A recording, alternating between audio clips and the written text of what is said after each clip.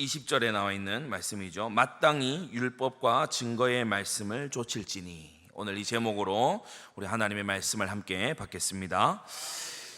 이사야 8장 이 당시는 굉장히 불안한 정세 속에 있는 상황이었어요. 유다왕 아하스 시절이죠. 유다 위로는 같은 민족이지만 적대 세력인 북이스라엘이 자리하고요. 이 북이스라엘이 인근국가 이 아람 제국과 동맹을 맺으면서 남쪽에 있는 유다를 위협하는 그런 상황이었습니다. 근데 그것만 해도 굉장히 국가가 긴장하는 그런 상태일 때인데, 그 이스라엘과 아람을 넘어서 신흥 강대국 아수르가 발흥을 하고 있었어요. 그래서 도대체 어떻게 해야 되냐? 우리보다 강한 적, 그보다 더 강한 적으로 보이는 그러한 나라들이 일어나는데 어떻게 해야 되냐? 유다 안에서 아하스 왕은 이제 아수르 편에 가서 서려고 하고, 백성들 중에서는 뭐 이스라엘이나 아람 편에 또 속하려고 하는 사람도 있고, 이렇게 이제 나누어지게 되는, 또 남방의 애굽을 의지해 보려는 이런 사람들 항상 유다 안에 있어 왔기 때문에 그렇게 나라가 어수선한 때였어요.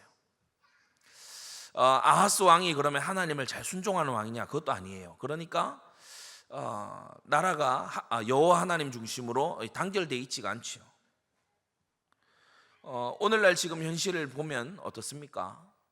지난 우리 12월부터 우리나라도 이른바 계엄 정국, 그것이 계속되고 있죠. 현직 대통령이 탄핵을 당하고 또 헌법재판소에 넘겨져서 재판을 하고 있는 그와 같은 상황입니다.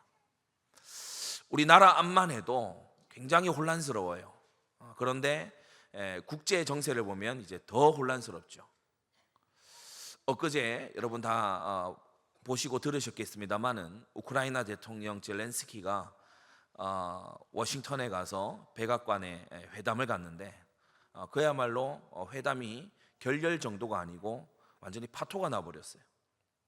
보통 국가 정상들끼리, 특히나 또 전쟁 중에 있는 나라의 정상을 만날 때에 그처럼 노골적으로 언론 앞에서 이 사람들 온 세상 앞에다 대고 그렇게 대립을 하는 모습을 보이지 않습니다. 이때까지 미국이 지원해 온 것도 있고 하기 때문에 그런 모습을 보이지 않죠. 그런데 그러한 모습, 미국의 굉장히 강경한 자국 우선주의, 그 모습을 지금 트럼프 2기 행정부를 통해 보면서 미국의 적대적인 나라들도 긴장하지만 미국의 동맹국으로 지내왔던 그러한 나라들도 굉장히 긴장하고 있어요. 그래서 과연 이 국제 정세가 어떻게 돌아갈 것이냐? 러시아 우크라이나 전쟁은 또 어떻게 매듭이 지어질 것이고, 또 중동의 저 사태의 전쟁은 또 어떻게 매듭이 지어질 것이고, 이것이 확전이 되지는 않을지, 또 하나의 큰 세력인 이 중국을 비롯해 동북아시아에 이것이 어떤 영향을 끼치게 될지, 사람들이 하루하루의 뉴스마다 놀라고 있는 그런 상황이 이어지고 있어요. 불안한 현실이 마음을 불안하게 하죠. 불안한 현실이 마음을 불안하게 합니다. 그러니까 우리 자신들의 어떤 개인적인 부분, 우리 가정의 어떤 부분, 이걸 가지고도 불안해질 수 있지만, 사람은 자기가 제어할 수 없는 무언가 커다란 것이 움직일 때 마음에 불안이 엄습해 오죠. 현실이 요동칠 때, 마치 이사야 8장에 나오는 아람과 이스라엘이 손을 잡고 그 위로는 아수르가 남진을 하려고 그렇게 모션을 취하는 그 국제 전쟁 속에 우리가 언제 휘말려 들어갈지 모른다라고 하는 이 불안함, 그런 불안한 현실이 오늘날이나 옛날이나 마찬가지예요. 우리나라의 특이한 점은, 제가 이번에 어디 보니까 군에 있는 정보사령관이 점집을 차렸더라고요. 굉장히 특이하잖아요. 우리가 군의 정보사령관 이러면 굉장히 합리적이고 굉장히 뭔가 냉철한 판단을 할 것 같은데, 들어보니까 이 사람이 굉장히 점술에 그렇게 의존하고 있는 걸 볼 수 있어요. 오늘 우리 읽은 본문의 19절에도 보시면 지절거리며 속살거리는 신접한 자와 마술사, 이런 이제 언급이 나오죠. 한 통계를 보니까 우리나라가 지난 20년 사이에 무속인이 4배가 증가했답니다. 무속인의 인구가 4배가 증가했고, 2024년 작년 통계에 따르면 그 무속인 어떤 그 협회가 있나 봐요. 근데 거기에 등록된 공식 역술인만 30만 명이라고 해요. 굉장한 숫자죠. 우리 구미 인구가 40만 명 아닙니까? 근데 역술인이 이 작은 땅에 30만 명이 그것도 공식적으로만 그렇게 있는 거예요. 비공식까지 합하면 이것의 2배가 넘는 그러한 숫자가 역술인으로 활동하고 있을 거다, 이렇게 보는 사람들도 있습니다. 제가 대학교 다니던 시절에 우리 그 고대는 6호선이 서울에 이렇게 다니거든요, 전철이. 그러면 6호선 전철에 타면 이제 그때 당시에 이제 스마트폰이 나오기 바로 직전 또 그 즈음이에요. 서울의 지하철을 타면 그 메트로라는 신문이 있어요. 아마 지금 서울에서 들으시는 분들은 기억하실 거예요. 메트로라는 아주 얇은 그런 신문이 있어요. 그 신문을 누가 보다가 남겨두었든지 아니면 역에 들어가서 타려고 하면 그 입구에서 한 부씩 가져갈 수 있도록 그렇게 돼 있어요. 저도 뭐 그것을 여러 번 이렇게 봤죠. 근데 그 메트로 그 신문 안에서 제일 눈길을 끄는 코너가 어디겠습니까? 오늘의 운세. 오늘의 운세. 사람들이요, 그 코너는 거의 안 지나치고 그걸 한 번은 꼭 이제 봐요. 근데 거기 보면 뭐 대단한 말이 적혀 있는 게 아니라 뭐 오늘 하루 서두르지 말고 천천히 해라, 뭐 이런 게 적혀 있어요. 그리고 뭐 사람을 만나면 예의 있게 친절하게, 또 뭐 너무 사람과 나를 세우지 말고, 뭐 이런 누구나 알 수 있는 그런 말들이 적혀 있는데 이제 띠별로 다른 말들이 이렇게 적혀 있죠. 우리 주변에 이런 것들이 굉장히 많아졌다는 걸 느낍니다. 타로점을 본다든지, 또 사주 카페라든지, 또 궁합을 보게 한다든지, 요즘은 뭐 찾아가지 않더라도 인터넷으로도 할 수 있도록 그렇게 돼 있잖아요. 운세를 또 오늘의 운세 이런 것을 보게 한다든지. 처음에 사람들이 재미삼아 그런 걸 합니다. 그리고 이제 거부감이 별로 없어요. 뭐 크게 어떤 말을 하는 게 아니고, 오늘의 운세를 봤더니 주 예수를 믿으라 이렇게 안 하잖아요. 그러니까 너의 주인을 바꿔라 이런 말 안 하거든요. 그러니까 부담 없이 이렇게 봅니다. 근데 사람들이 점점 여기에 물들어가는 거예요. 사주나 타로나 궁합이나 운세나 점치는 것이나 이런 것에 사람들이 자연스러워지는 거예요. 유튜브 채널 중에, 우리나라에 흥행하는 유튜브 채널 중에 수십만 명의 구독자를 보유한 그런 유튜브 채널 중에 이 역술인들의 채널이 굉장히 많습니다. 불안한 현실이 마음을 불안하게 하고, 또 불안한 마음이 기댈 곳을 찾는 그러한 모양 중에 하나죠. 허름해 보이는데 어떻게 저 건물 월세를 유지하고 있을까 싶은 곳을 보면 역시나 무속인들입니다. 그만큼 찾아오는 사람들이 있다는 거겠죠. 또 한 가지 특이한 것은, 이제 이건 세상에서 벌어진 일이고, 조금 작년을 지나오면서, 이제 코로나를 다 지나 작년을 지나오면서 좀 특이한 점이 있어요. 우리나라 기독교에, 한국 기독교에 특이한 통계가 있어서 제가 소개를 해드리려고 하는데, 1998년도부터 2023년까지 장장 25년간 기독교인들에게 설문조사를 했을 때 기독교를 믿는 이유 1위는 구원과 영생을 위해서 믿는다 였어요. 25년간 그 유지가 됐어요. 근데 이게 이제 작년부터 통계가 뒤집어집니다. 1위가 구원과 영생을 위해서였는데, 이제 1위 자리가 2위였던 것이 1위로 올라오고 1위가 2위로 내려가요. 새로운 1위가 뭐냐? 마음의 평안을 위해서 기독교를 믿는다. 그게 42%의 응답이라고 해요. 그래서 교회에 다니는 크리스찬들도 하나님께 구원을 받고 내가 죄 사함을 입고 영원한 생명을 위해서 천국에 들어가기 위해 예수님을 믿는다고 답하지 않고, 내 마음의 평안을 위해서 예수님을 믿는다 이렇게 답한다는 거죠. 여러분, 마음의 평안이, 마음의 행복이 중요하지만 성경은 우리의 마음보다 더 큰 것을 말씀하고 있습니다. 창조부터 종말, 그리고 영원 세계에 이르기까지 성경은 기독교란 역사운동이라는 것을 말하고 있습니다. 시편 73편 26절에는 이런 말씀이 나오죠. 내 육체와 마음은 쇠잔하나 하나님은 내 마음의 반석이시요 영원한 분깃이시라. 때때로 우리의 마음이 어려울 때 있습니다. 우리의 마음이 불안할 때도 있겠죠. 우리의 마음이 또 평안할 때도 있을 겁니다. 그러나 우리의 마음은 진리가 아닙니다. 마음의 평안을 위해서 종교를 갖는다면 여러 종교들 중에 무언가를 선택할 수 있을 겁니다. 오히려 이렇게 말씀 강론한다고 또 찬송한다고 시끄러운 그런 기독교보다 산중 암자에 들어있는 불교가 나을지도 모르죠. 고요하고 조용하고 혼자 사색하기 좋지 않습니까? 그러나 여러분, 그곳에는 마음의 확장만 있을 뿐 하나님의 계시의 진리는 없는 것입니다. 십자가와 부활도 없는 것입니다. 우리 주 예수님께서는 자기의 마음을 넘어서서 내 원대로가 아니라 아버지의 원대로 되기를 원하나이다 하시는 그 기도로 우리의 대속의 주가 되셨습니다. 그래서 우리 기독교의 진리는 마음의 평안 그 이상이거든요. 마음의 평안이 있을 수도 있고 더 깊을 수도 있고 또는 그 평안이 잠시 없을 수도 있지만 하나님은 우리의 마음의 영원한 반석이 되시는 겁니다.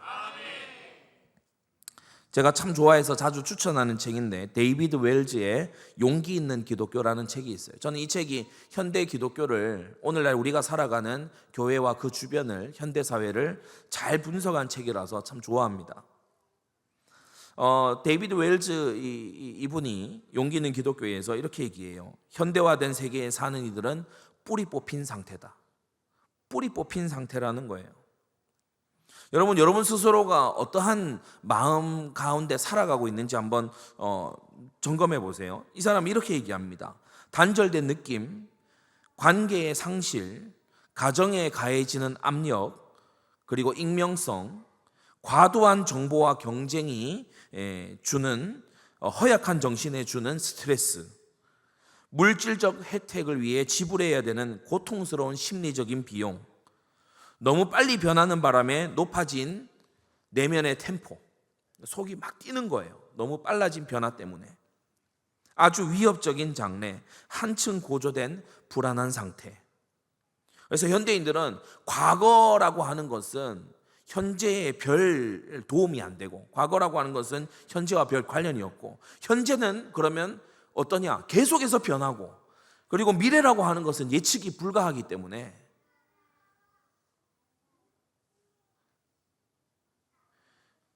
볼 수 있고 의지할 수 있는 건 자기의 내면밖에 없다는 거예요. 오로지 의지할 수 있는 것은 자기의 내면밖에 없어요. 그런데 이 내면, 자기의 마음이라고 하는 것이 안전한 보루가 맞느냐, 안전지대가 맞느냐, 아니라는 거죠. 여러분, 우리는 성경을 통해서 과거에도 일하신 하나님이 오늘도 일하심을 발견합니다. 그리고 우리가 내일 무슨 일이 펼쳐질지 모르지만 내일도 역시 하나님의 손안이 있을 것을 압니다. 여러분, 그래서 마음을 의지하는 마음 우상을 버리고 하나님을 하나님답게 섬기는 은혜가 있게 되기 바랍니다. 계시의 빛 아래에서 마음이 정돈되어야 되지, 마음을 가지고서 우리가 모든 것을 해나가려고 하면 안 되는 거예요. 우리 성도님들은 시간이 흘러갈수록, 저는 우리 성도님들이 자기의 마음을 하나님의 말씀으로 제어할 수 있는 사람이 되면 좋겠어요. 자기의 감정을, 자기의 정서를 하나님의 말씀에 길들여 놓는 사람이 되면 좋겠어요. 여러분 꼭 그렇게 되시기를 바랍니다. 크게 세 가지로 오늘 말씀을 우리가 보겠는데요. 첫째, 답을 찾는 사람들. 그리고 큰 두 번째는 답을 찾지 못하는 이유. 그리고 맨 마지막은 하나님이 우리에게 주시는 답에 대해서. 첫째는 답을 찾는 사람들, 두 번째는 답을 찾지 못하는 이유, 그리고 하나님이 주시는 정확한 답에 대해서 오늘 말씀을 받겠습니다. 첫째, 답을 찾는 사람들. 19절에 보시면 어떤 사람이 와서 이 이사야와 이사야의 제자들에게 얘기하게 된다는 거예요. 지절거리며 속살거리는 신접한 자와 마술사에게 물으라. 야, 용한 사람이 있어. 미래를 잘 예측하는 사람이 있거든. 알아맞추는 사람이 있단 말이야. 나도 그 사람한테 가봤는데 알아맞추더라고. 신기해. 그 사람한테 가서 물어봐. 거기가 용해. 거기 가서 물어봐. 신접한 자와 마술사에게 물으려고 하는 자들, 또 물어보라고 전도하는 자들, 이런 사람들이 답을 찾는 사람들이죠. 사람들은 왜 점수를 할까요? 여기에 대해서 우리 신앙의 선진들은 잘 분석을 해뒀어요. 칼빈은 기독교 강요에서 이렇게 말합니다. 하나님이 정하신 섭리를 초월해서 미래를 알고자 하는 것은 하나님과 같은 위치에 서려고 하는 죄악이다. 하나님께서 주신 믿음의 분량을 따라 생각하지 않고 하나님이 아시는 것을 나도 알아야 되겠다라고 도전하는 그 자체, 그게 바로 죄악이라는 거예요. 그 생각의 그 반역, 하나님의 생각, 미래가 하나님 손안에 있는데 그것을 내가 하나님처럼 알려고 하는 그러한 것을 칼빈은 죄라고 했습니다.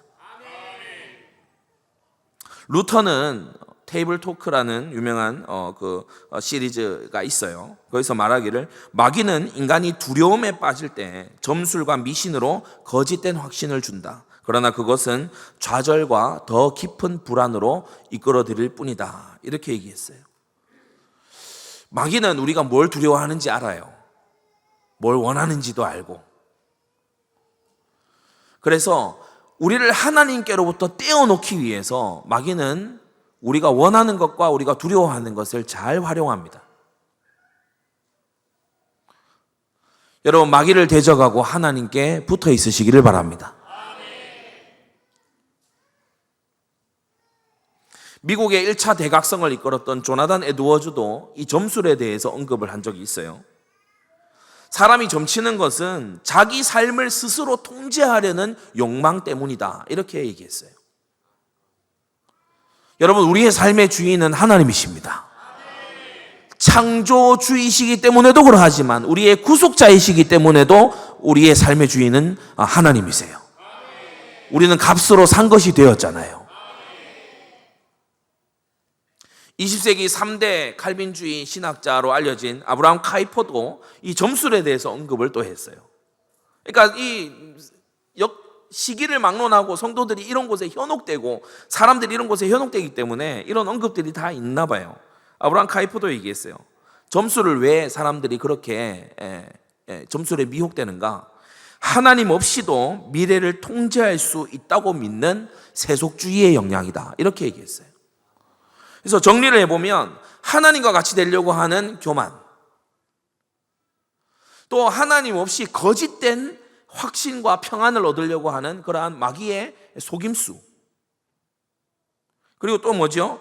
자기의 삶을 스스로 통제하려고 하는 그러한 시도,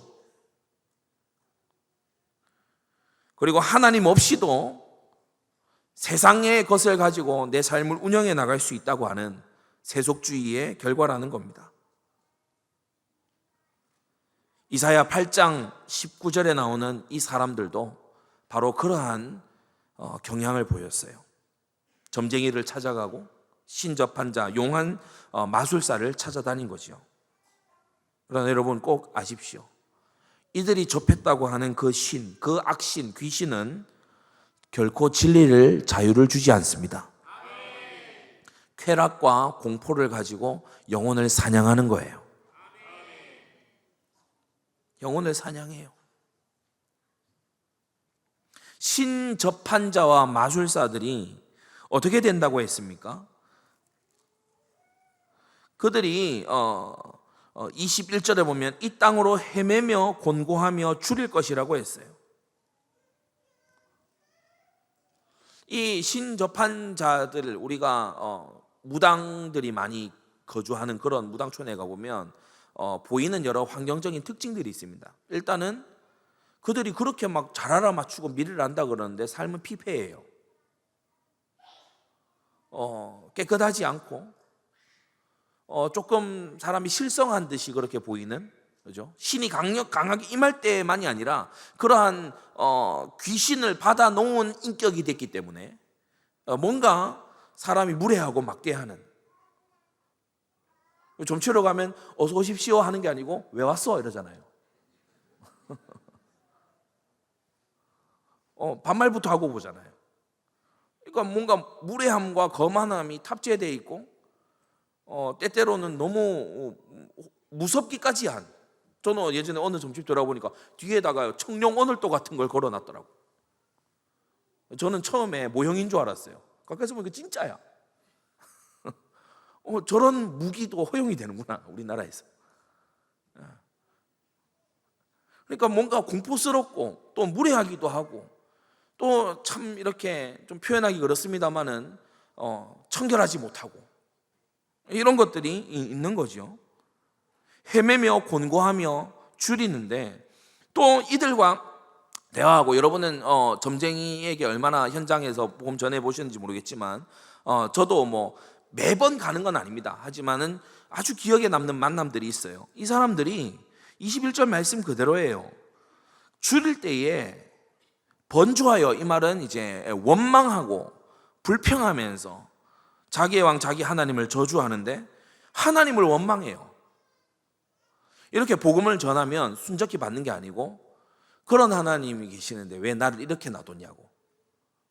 내가 예전에 교회를 다닐 때에 그때에 나를 그렇게 해주지 왜 나에게 이런 걸 안 해줬냐고 도리어 원망하는 거예요. 어떤 사람은, 제가 길동에서 만난 어떤 사람은 아예 자기의 플랜이 있더라고. 제가 한번 말씀드린 적 있죠. 자기가 지금은 막 이렇게 점수를 가지고 사람들을 이렇게 하고 점집을 하지만 자기가 결국에는 이 모든 생활을 청산하고 대형 교회에 등록을 할 거래요. 그래서 자기의 점쟁이 했던 과거의 이력을 가지고 교회에 가면 나를 간증을 시킬 거라는 거예요. 이야, 계획이 다 있어요. 그러면서 충격적인 얘기, 자기 딸은 이미 성가대를 다니고 있대요.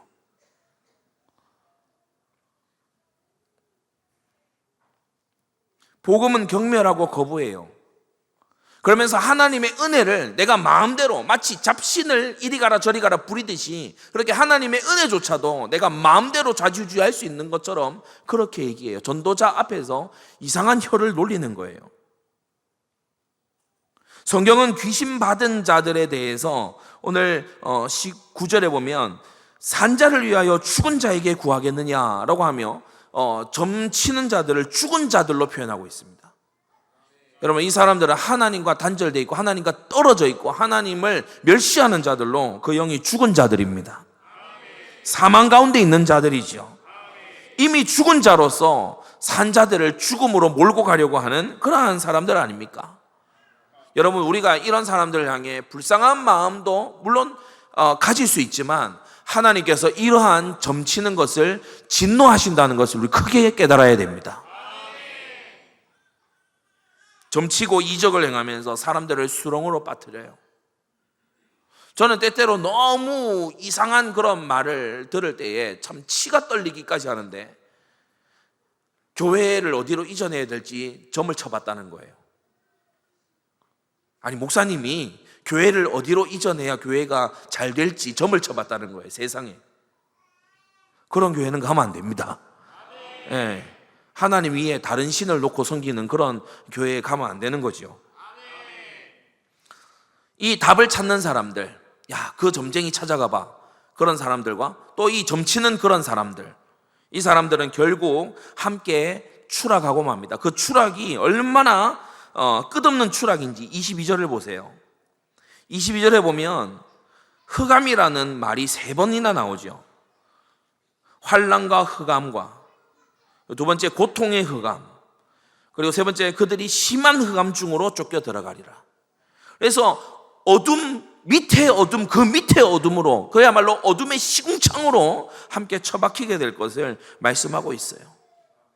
사무엘상 28장에 우리가 잘 알듯이 엔돌의 신접한 여인을 찾아갔던 사울왕, 사울이 안 그래도 악신에게 시달리는 중이에요. 그런데 귀신이 제대로 임한 사람을 찾아갔어요. 우리로 말할 것 같으면 평신도가 이제 아주 직분자를 찾아간 거예요. 귀신의 세계에. 사울은 귀신 들렸다가 막 엎어졌다가 제정신 돌아왔다 이러잖아요. 근데 제대로 귀신 들린 사람한테 찾아간 거예요. 결국 어떻게 되죠? 사울이 사망 넘어 사망, 흑암 넘어 흑암으로 가서 추락해버리고 맙니다. 여러분, 점치는 것에는 답이 없습니다. 점치고 나의 운세를 물어보고 나의 사주팔자를 물어보고 또는 마술을 기대하면서 그렇게 가는 것에는 여러분 소망이 없습니다. 우리는 뭐 점집에 가서 점을 치거나 그러진 않을 거예요. 그러나 기독교 안에 교묘하게 파고든 신비주의를 우리는 또한 경계해야 됩니다. 그 두 번째, 이 답을 찾는 사람들이 답을 결국 찾지 못하는 이유. 물어봐라, 19절에 물으라 그랬는데 물음에 대한 답을 결국엔 못 얻어요. 그러니까 답을 구했지만 답을 못 얻는 이유 두 가지로 우리가 본문에서 발견되는데, 첫째는 이 신접한자와 마술사가 하는 말들이 하나님의 말씀과 맞지 않아요. 20절에 보시면 마땅히 율법과 증거의 말씀을 좇을지니 그들의 말하는 바가 이 말씀에 맞지 아니하면 그들이 정령이 아침빛을 보지 못하고 이 땅으로 헤매며 공고하며 줄일 것이라고 하셨죠.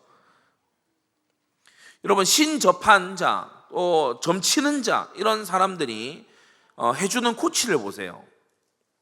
계명을 다 어깁니다. 하나님을 섬겨야 되는데 귀신을 섬기게 하잖아요. 구슬하고, 그리고 부적을 쓰고, 또 미신을 막 행하고, 그런 것들을 이제 시키잖아요. 귀신을 숭배하게 해요. 이 일계명을 어기게 만드는 거죠. 부적이나 형상 이런 것들을 꼭 뭐 하게 합니다.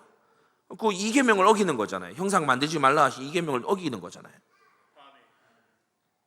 치성을 드리고 주문을 외게 해요. 그 3계명, 우리의 말에 대해서 교훈하는 계명이 제 3계명 아닙니까? 근데 주문을 막 외게 해. 그러면서 뭐 합니까? 길이를 찾으라 그래요. 길이. 손 없는 날 길이를 찾으라 그래요. 우리는 주의 안식할 날을 기억하여 거룩히 지켜야 되는데, 그러니까 이 신접한 자들이 하는 어떤 것을 보면 계명을 정면으로 도전해요. 하나님의 계명을 깨는 그쪽으로 계속 유도를 해. 마귀는 우리에게 직접 저주하거나 직접 진노할 권한이 하나님 자녀에게는 없거든요. 그래서 이놈이 머리를 굴립니다. 이놈이 예전에 발람의 때처럼 머리를 굴려요. 어떻게 하죠? 우리로 하나님의 계명을 거역하게끔 유혹하고 미혹해서 하나님께로부터 진노당하게 만들어요. 이게 마귀가 쓰는 아주 오래된 수법입니다.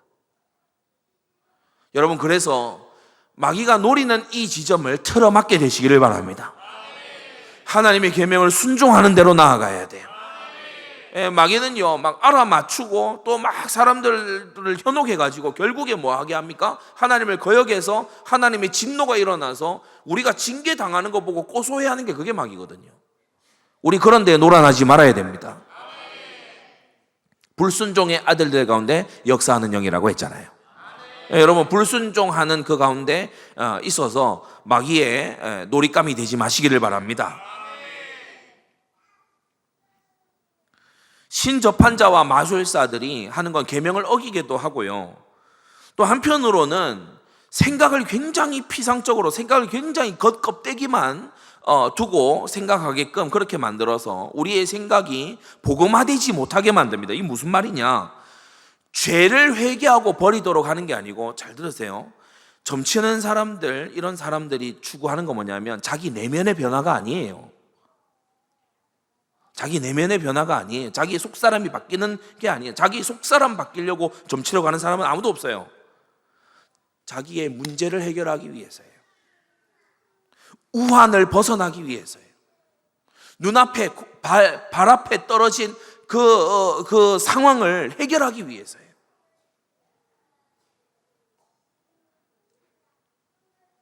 전문용어로 말씀드릴까요? 액땜하기 위해서예요. 알아듣는 한국 분들 많이 있겠죠. 미국에서 액땜 이러면은 통역도 안 됩니다. 액땜하기 위해서예요. 아직까지도 뭐 어떤 일상생활에서 하는 중에 어떤 뭐 좀 안 좋은 일을 당했을 때 나도 모르게 말로 액땜했다 쳐, 이런 말 나오는 분들 있죠. 옛 사람을 벗어버려야 됩니다. 혹시 저와 여러분들이 가진 신앙이 액땜식 신앙은 아닙니까? 하나님 앞에 나와서 내가 처한 상황을 하나님 바꿔주십시오. 상황을 해결해 주십시오. 하나님, 이 상황이 내가 어려운데 하나님 요걸 좀 내가 쉬워질 수 있도록 해 주십시오. 액땜식 신앙은 아닙니까? 혹시 여러분이 가진 마음 저 깊은 데에 내가 교회 활동을 열심히 하고 내가 기도도 열심히 하고 내가 무언가 열심히 하고 활동도 열심히 하면 하나님이 나한테 올 여러 가지 안 좋은 거를 좀 막아주시겠지, 이런 액땜식 신앙을 갖고 있진 않나요? 우리는 죄와 사망의 법에서 해방된 사람들입니다. 우리가 순종하는 것은 하나님을 사랑해서이지 액땜을 하기 위해서 순종하는 게 아닙니다.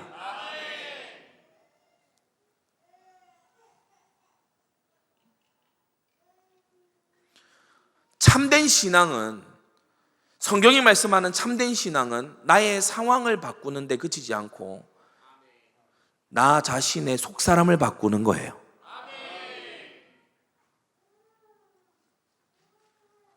점치는 사람들은 이걸 하지 않아요.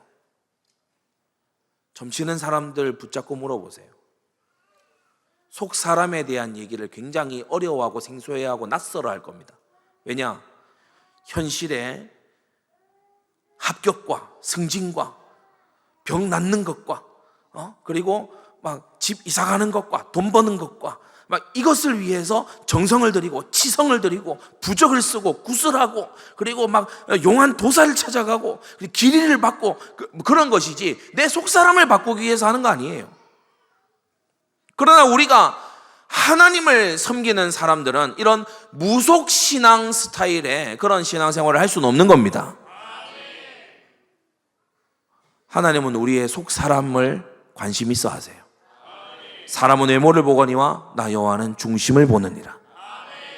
하나님, 우리가 형통한 상황 속에서도 우리의 마음이 죄로 물들어 있으면, 죄에 넘어져 있으면 하나님은 그거 싫어하세요. 그러나 우리가 어려운 상황 속에서도 하나님을 온전히 바라보고 있다면 하나님은 그것을 기뻐하십니다. 하나님은 저와 여러분들의 상황보다 저와 여러분들 그 자체에 관심이 있으시기 때문이죠. 이 아하스 왕은 어떤 왕이었나요? 역대하 16장에 15절 보게 되면 놋다는 나의 물을 이래 쓰게 하라라고 하면서, 왜 다메섹에 가서 제단 그렸다 그랬잖아요. 하닷 신전을 그렸다 했잖아요. 그래가지고 제사장에게 막 쪽지를 막 전달했다 했지 않습니까? 그래가지고 예루살렘에 있는 성전을 리모델링을 막 해가지고 하닷 신전하고 비슷하게 그렇게 만들면서 이 아하스 왕이 뭐라고 하느냐? 야, 놋단 있잖아, 놋단. 그 번제 드리고 막 한 그 놋단 말이, 그거는 내가 물을 수 있도록 따로 이렇게 빼놔라. 그러니까 그 놋단을 내가 점치는 데 쓰겠다.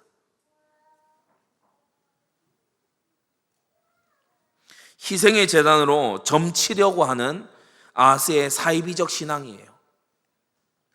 자, 어느 나라를 그러면 후원할까요? 어느 나라의 동맹을 먹을까요? 어느 나라의 도움을 요청할까요? 자, 보여주세요. 여러분, 이건 올바른 신앙이 아닙니다.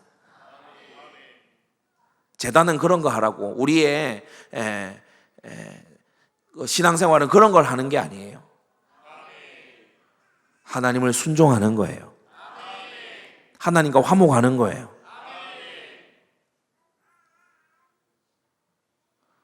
그리스도의 십자가는 우리에게 당면한 문제를 해결해 주는 그런 액땜이 아닙니다. 우리를 거듭나게 하시는 겁니다. 하나님의 공의 앞에 우리의 죄값을 치르고 이 십자가를 붙드는 자에게 성령으로 거듭나게 하시는 주님의 안팎으로의 역사가 바로 이 복음의 역사인 거죠. 그래서 여러분, 액땜식 신앙이 아니라 나의 상황만 바꿔보려고 하는 그러한 신앙이 아니라, 그러니까 천지신명하고 하나님하고 대상만 다를 뿐 신앙의 모습은 똑같아.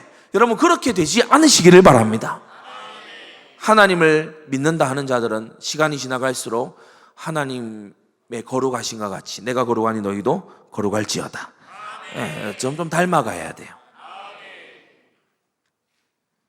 답을 찾지 못하는 이유 두 번째는 이들에게 하나님께서 20절 마지막 그들이 정령이 아침빛을 보지 못하고 어떤 번역에는 새벽빛을 보지 못하고 그러니까 동트는 것을 보지 못한다는 거죠. 이게 이제 약간 비유적인 표현인데 참되고 거룩한 지혜를 하나님이 안 주세요.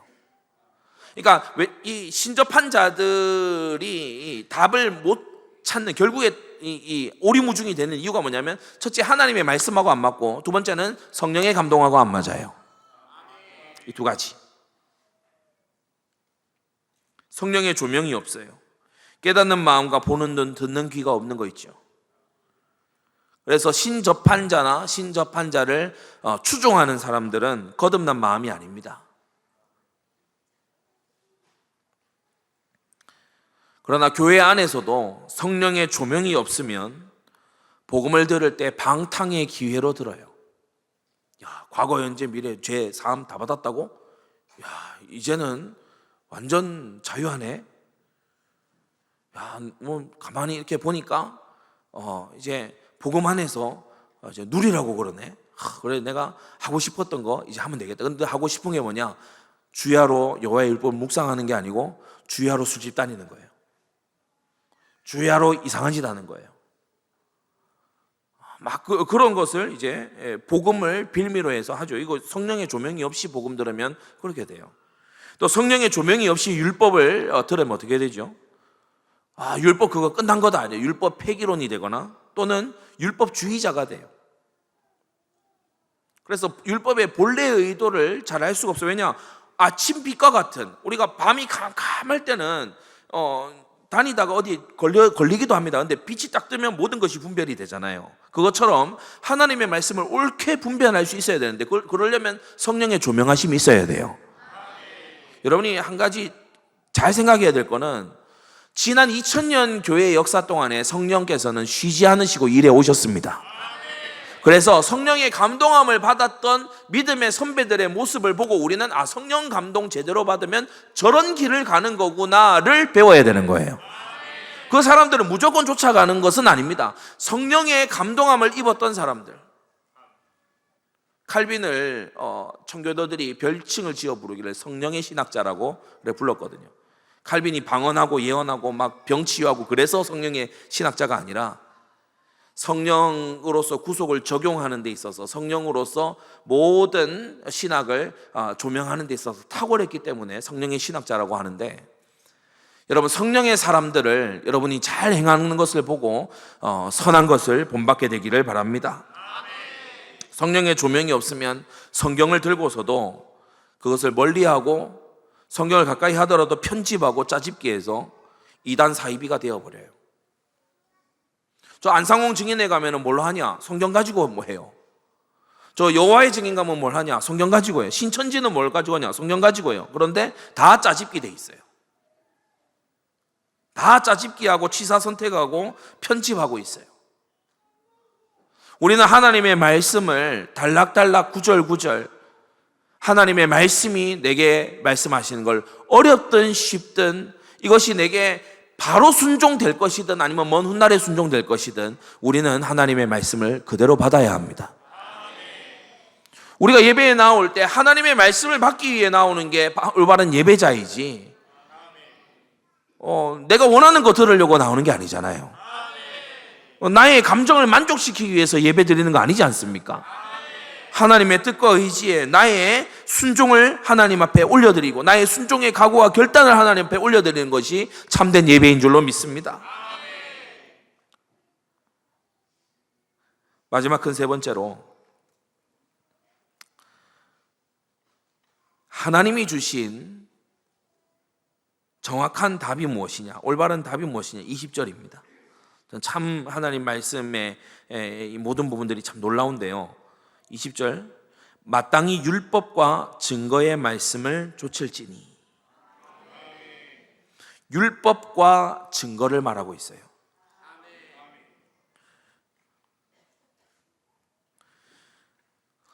율법 하나님의 절대적인 기준과 증거 뭐냐? 그 율법대로 되어졌다는 역사 속의 그 증거, 율법과 증거의 말씀을 쫓아가라고 말씀합니다. 율법은 히브리어로 토라라고 하지요. 법이라는 뜻입니다. 율법에는 세 가지 부분이 있어요. 신명기 7장 11절에 너는 오늘날 내가 네게 명하는 명령과 규례와 법도를 지켜 행할지니라 하셨어요. 명령은 원칙입니다. 명령은 이를테면 생육하고 번성하여 땅에 충만하라 하신 그러한 하나님의 명령이고 대원칙이죠. 규례는 뭡니까? 그 명령을 이루는 방법입니다. 그 명령을 이루는 방법으로 하나님은 결혼 제도를 주셨죠. 결혼의 규례를 주셨어요. 좀 달리 설명해 볼까요? 너는 내 앞에 행하여 완전하라. 나는 너희 하나님 여호와니라. 내 앞에 행하여 완전하라. 내가 거룩하니 너희도 거룩할지어다. 명령입니다.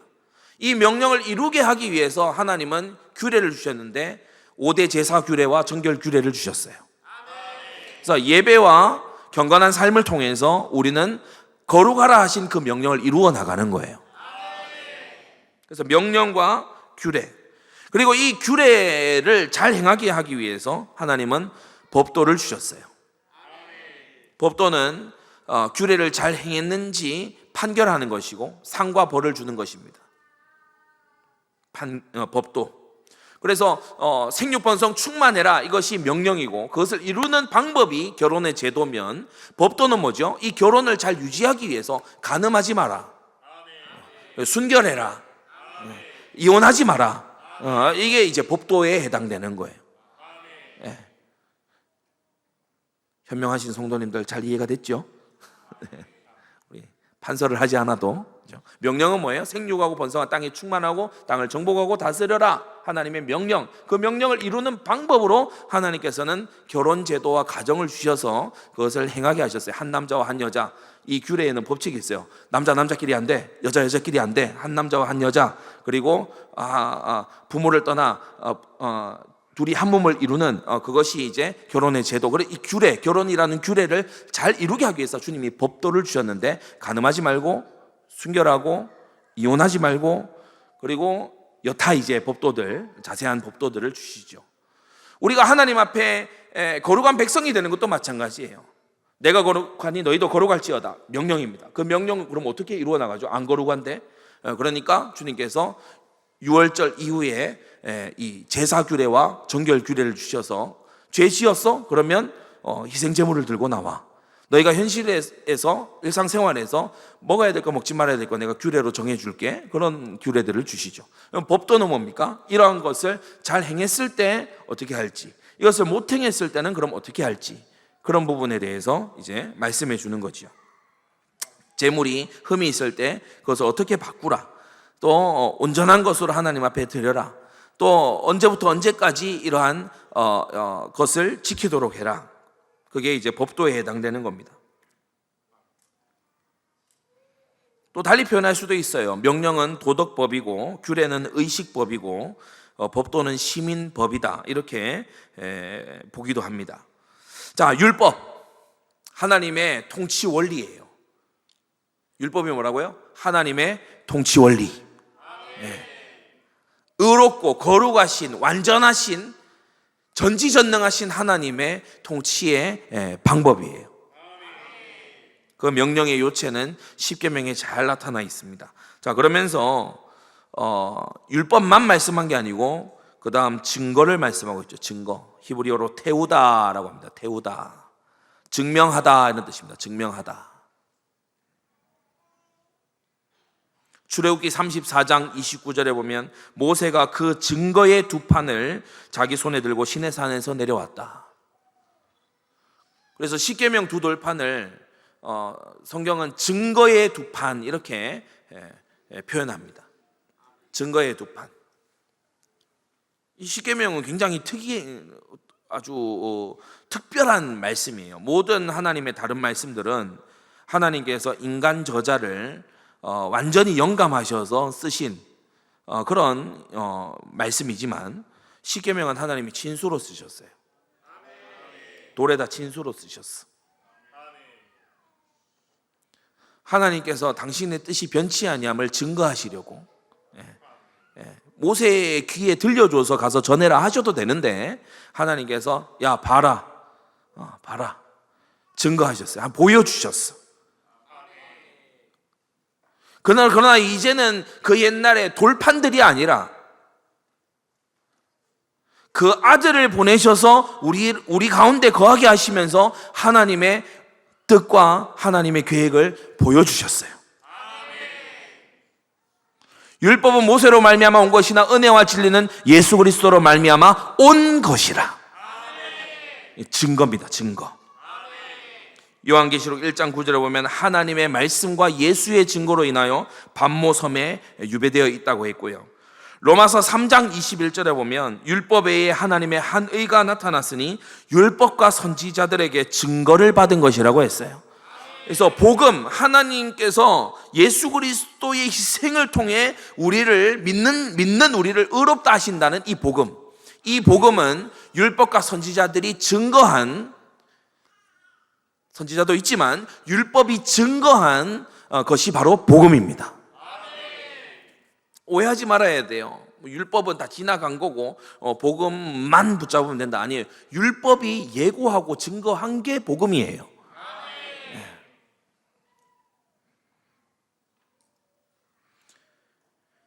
그래서 율법과 증거, 다른 말로 계명과 복음. 율법과 증거는 뭐라고요? 다른 말로 계명과 복음입니다. 복음이 뭐죠? 율법대로 되었다는 증명입니다. 최고의 증명이 바로 그리스도의 십자가 아니에요. 죄 지으면 하나님께 죄 지은 자는요 사망에 이르게 돼요. 그래서 예수님이 우리의 죄를 짊어지셨기 때문에 죽으셔야 돼요. 십자가는 그가 하나님의 아들이더라도 골고다 위에서만큼은 아빠 찬스 통하지 않고, 그가 아들이더라도 죄짐을 지는 한에는 죽음의 심판을 피해갈 수 없다는 하나님의 율법의 성취입니다. 십자가를 사랑의 상징으로만 생각하지 마세요. 십자가는 그 아들도 심판은 피할 수 없다고 하는, 죄짐을 진 이상은 심판을 피할 수 없다고 하는 하나님의 공의요, 우리가 우리 짐을 지고 벌을 받은 것이 아니라 우리 짐을 대신 져주신 것으로 하나님의 사랑을 또한 나타내시는 겁니다. 그래서 하나님의 사랑과 하나님의 공의가 가장 극명하게 나타난 자리가 어디다? 그리스도의 십자가입니다. 율법대로 된다. 하나님은 어떻게 하나님을 사랑하고 이웃을 사랑하셨나요? 하나님은 어떻게 하나님을 사랑하고 이웃을 사랑하셨죠? 하나님은 어떻게 당신의 법을 지키셨습니까? 성부 하나님께서 그 아들 성자 하나님을 사랑하셔서 본래의 영광대로 회복시켜 주셨어요. 하늘과 땅의 모든 권세를 그 아들에게 주셨어요. 하나님께서 하나님을 사랑하셨어요. 동시에 하나님께서 그 이웃된 저와 여러분들을 사랑하셨어요. 그 아들 안에서 저와 여러분들이 구속고 죄사함을 받은 것입니다. 하나님은 율법을 이루시는 하나님입니다. 우리에게만 율법을 강요하는 하나님이 아니라 하나님 스스로가 그 율법을 지켜내시는 하나님이세요. 우리 하나님은 내로남불이 아니에요. 우리 하나님은 율법을 이루시는 하나님이에요. 율법이 이루어졌다는 증거가 복음이잖아요. 그래서 율법과 증거의 말씀, 하나님의 계명과 그리고 복음이라는 겁니다. 오늘 이 소중한 말씀이 이 20절에 담겨 있어요. 마땅히 율법과 증거의 말씀을 좇을지니. 율법과 증거의 말씀을 함께 따름이 마땅합니다. 근자에 횡행하고 있는 반율법주의, 율법무용론은요, 우리가 저는 율법무용론이 아니에요, 반율법주의자가 아니에요 라고 말하더라도 우리의 삶의 실천이 반율법주의일 수 있어요.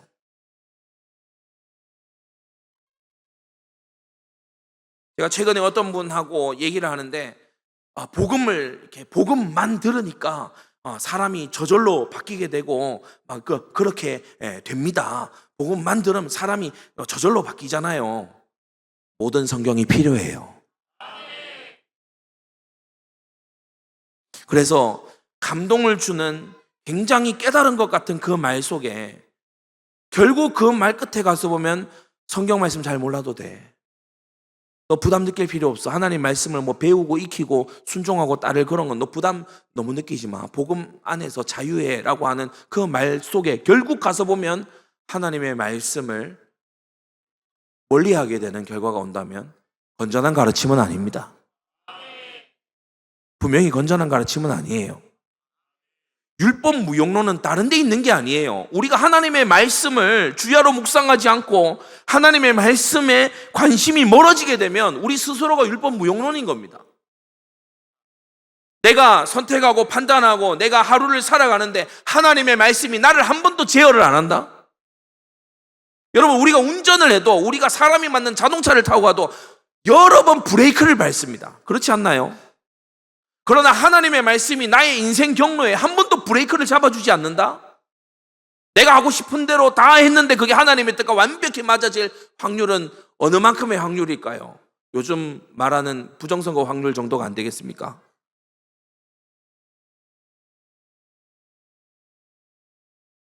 내 마음대로 그냥 했는데 하나님의 뜻과 막 맞아질 그런 확률이 어느 만큼 되겠어요? 어느 만큼 될까요? 오늘날 이 시대는 정말이지 호세아서 말씀처럼 내가 저희를 위하여 율법을 만 가지로 기록하였으나 저희가 관계없는 것으로 여기는 그런 세대입니다. 여러분, 우리는 성경을 많이 안다고 바리새인처럼 그렇게 여기지는 말아야 돼요. 믿음 안에서 우리는 하나님의 말씀을 더 소중히 여기고 배워나가고 단지 지식만 쌓아가는 것이 아니라 말씀을 듣고서는 그 말씀에 순종을 합하는 그런 우리가 돼야 됩니다. 어떤 사람들은 또 비아냥되기도 해요. 야, 율법을 안다고 성경 안다고 다 순종하냐? 다 순종 어차피 못해. 저는 돌려서 이렇게 대답하겠어요. 말씀을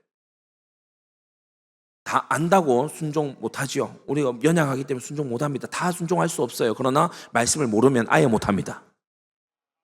말씀을 안 배우면 아예 못해요.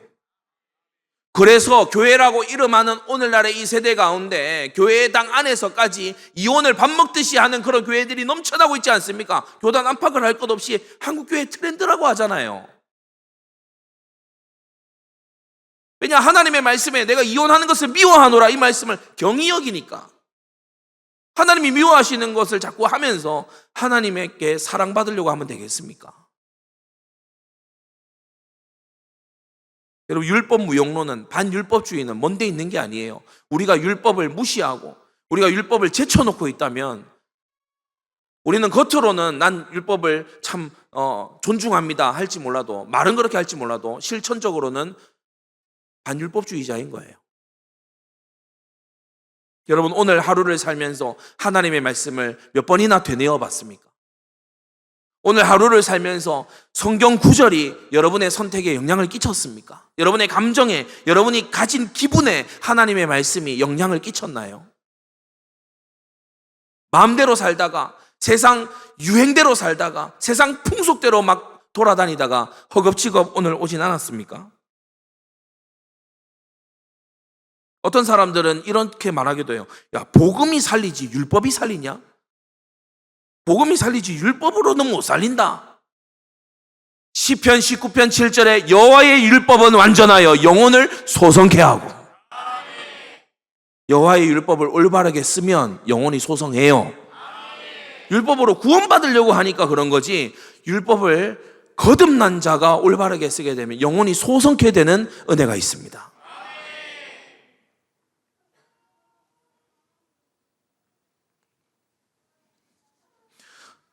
어떻게 해야 내 현실이 나아질까요? 내 앞에 와 있는 문제가 해결될까요? 신접한 자와 마술사를 막 찾아다니면서 야, 내일은 무슨 일이 있을 것 같아? 야, 이 길을 택하면 길할까 흉할까? 이런 거를 물어대던 오늘날과 오래전 이사야 8장의 시대의 사람들 그 앞에서 하나님은 그때나 지금이나 같은 답을 주십니다. 하나님의 율법과 증거의 말씀을 따라가라. 율법과 그 증거인 복음을 따라가라. 결론입니다. 올해 표 말씀 뭐죠? 하나님의 계명과 예수 믿음을 지키는 자입니다. 말세를 이겨내는 성도들은 하나님의 계명과 예수 믿음을 지키는 자고, 교회를 교회답게 만드는 직분자는 깨끗한 양심의 믿음의 비밀을 가진 자고, 우리가 붙들어야 될 돈의 유혹에 미끄러지지 않을, 디모데전서 6장, 돈의 유혹에 미끄러지지 않을 우리를 지키는 것은 예수 그리스도의 말씀과 경건에 관한 교훈이고, 사도 요한이 끝까지 붙들고 놓지 않고 핍박도 무릅썼던 그 이유는 하나님의 말씀과 예수의 증거 때문입니다. 우리도 이것을 같이 가져야 되지 않겠습니까? 우리는 현장에서 복음을 사람에게 전달할 때 율법으로 진단하고 복음으로 치료해 줘야 됩니다. 우리는 신앙생활을 할 때 복음의 확신 속에서 율법의 순종으로 나아가야 됩니다. 이 두 개는 원수가 아니에요. 율법과 복음은 절대 원수가 아니에요. 하나님의 말씀, 이 은혜, 하나님의 은혜의 큰 말씀 속에 율법과 복음은 절친한 친구인 것입니다. 우리가 그의 충만한 데서 받으니 은혜 위에 은혜로라. 율법도 은혜고 복음은 그 은혜 위에 하나님이 증거하신 은혜인 줄로 믿습니다.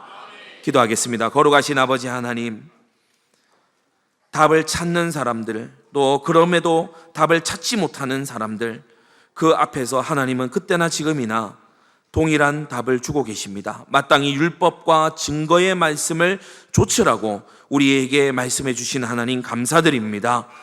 우리가 율법과 복음을 오해하지 말게 하여 주시고, 복음으로 거듭난 자는 율법을 행하고 배우며 실천하는 우리가 될 수 있도록 은혜 베풀어 주시옵소서. 율법으로 죄를 깨달았다면 복음으로써 구원함을 얻게 하여 주시고, 아버지 하나님, 우리가 복음으로 거듭났다면 율법의 요구가 이루어져 가는 하나님의 사랑, 하나님 사랑을 율법 순종으로 표현할 줄 아는 그러한 우리가 되도록 은혜 베풀어 주시옵소서. 하루를 살아가며, 이제 목금토 남아있는 한 주간을 살아가며 하루에 하나님의 말씀이 적어도 여러 번 나의 생각과 마음을 고쳐놓는 그러한 하루하루가 되게 하여 주시옵소서. 예수 그리스도의 이름으로 기도드리옵나이다. 아멘.